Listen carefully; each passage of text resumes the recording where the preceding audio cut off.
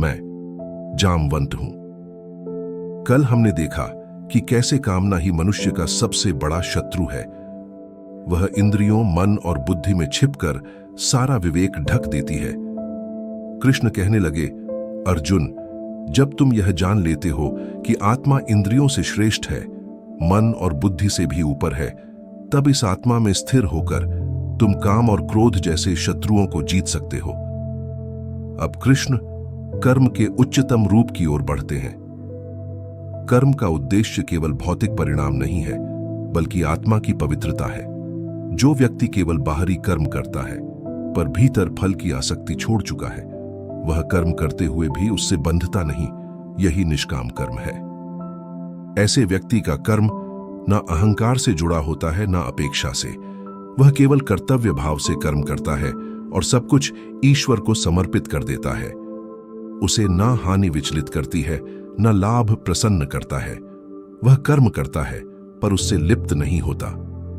जो व्यक्ति इंद्रियों को संयमित करता है, जो भीतर से स्थिर रहता है और संसार में रहते हुए भी परमात्मा के लिए कर्म करता है, वह सच्चा योगी है। अब कृष्ण कर्म का सबसे गहरा पक्ष बताते हैं। उन्होंने कहा, सभी कर्म प्रकृति के गुणों से होते हैं, पर जो व्यक्ति अपने को आत्मा मानता है, जो यह समझता है कि यह मैं नहीं कर रहा बल्कि प्रकृति कर रही है, उसकी यही समझ उस कर्म को यज्ञ बना देती है। कृष्ण ने अर्जुन को स्मरण कराया, अर्जुन, कर्म से भागने की इच्छा भी एक प्रकार की आसक्ति है।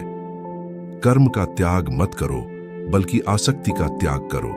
जब कोई व्यक्ति भीतर से सम रहता है, तो वह संसार में रहकर भी कर्म से मुक्त रहता है। जो व्यक्ति इंद्रियों को वश में रखता है, मन को नियंत्रित करता है और बुद्धि से अपने कर्तव्य को पहचानता है, वह केवल बाहरी रूप से ही नहीं, भीतर से भी कर्मयोगी होता है। अर्जुन, जो ज्ञान मैंने तुम्हें दिया है वह बहुत गूढ़ है, बहुत पवित्र है। इसको समझो, इस पर मनन करो और फिर वही करो जो उचित लगे।